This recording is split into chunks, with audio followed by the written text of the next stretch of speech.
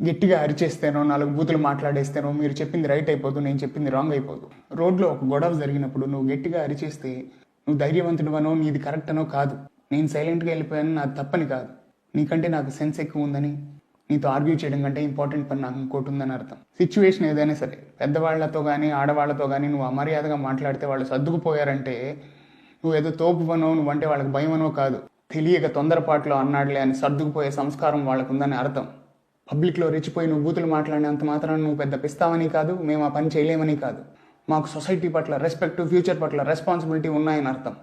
కొందరు సినిమా వాళ్ళ రాతలు, బూతులు మాట్లాడే నేతలు ఈ పనులన్నీ కామన్ చేసేసారేమో కానీ ఇలా ప్రతి చిన్న విషయానికి ట్రిగ్గర్ అయిపోయి ఎమోషనల్ అయిపోయి కొంచెం ఓవర్గా రియాక్ట్ అయ్యి బూతులు మాట్లాడేస్తే మీరేం తురుములని కాదు. అలా చేయడం మాకు చేత కాదని కాదు. కానీ మాకు ఆ సిచ్యువేషన్స్ మీద, మా లైఫ్ మీద, సెన్సిటివిటీస్ మీద, సెన్సిబిలిటీస్ మీద, అన్నిటి మీద కంట్రోల్ ఉందని అర్థం. ఇలాంటి సిచ్యువేషన్స్ కోసం పూరి గారు కరెక్ట్గా ఓ డైలాగ్ చెప్పారు. అన్నా, తుడుచుకుంటే పోతుందనుకుంటే 199 సార్లు నేను తుడుచుకోవడానికి రెడీ. కానీ నేనే పోతాననుకుంటే నువ్వు పోతావు. అదమ్మ సంగతి. కాబట్టి నోరు తెరిస్తే బూతులు మాట్లాడే వాళ్ళందరూ ఒక విషయం గుర్తుపెట్టుకోండి. రావణ కష్టానికి రంగం సిద్ధమైతే రాముడు జాలిపడ్డ బాణం దూసిపోతుంది, ప్రాణం పైకి పోతుంది. కాబట్టి మంచి పక్క నుండి మిగిలిపోతారా, చెడు పక్క నుండి చచ్చిపోతారా అనేది మీ ఇష్టం.